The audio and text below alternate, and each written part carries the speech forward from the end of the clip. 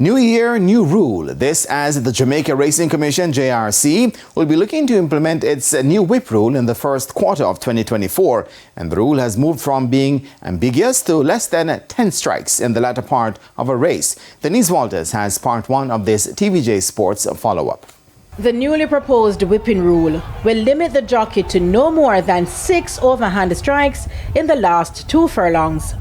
Added to that, if there is a clear leader, the whip shouldn't be employed. Also, if the horse comes back with welts, wales and/or any form of bruise, an investigation will be launched and the jockey could face suspension. But what was the consensus among stakeholders? Well, you're not going to get 100% agreement, but what we did, we consulted with the stakeholders, and based on consensus, we came up with a reasonable number. Now, is the rule fair and in line with international best practices? It is going to be a work in progress for us, as it has been in other jurisdictions, and so we have to go through a period where riders really get acclimatized to how this rule is going to work.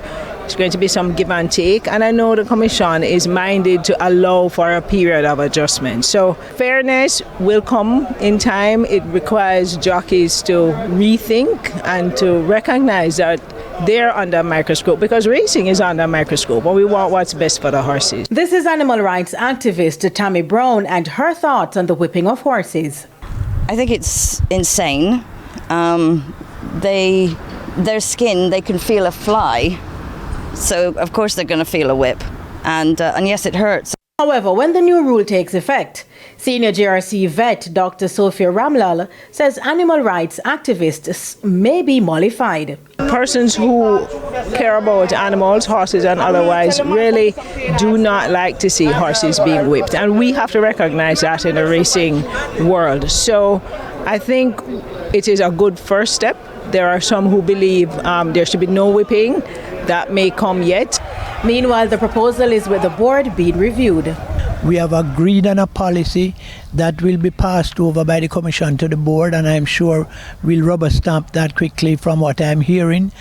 The rule is likely to take effect in the next 4 months. So it's something that we're implementing in the first quarter. We have the blessings of the chairman as well as the board of commissioners. So it's just a matter of fine-tuning the paperwork and the legality.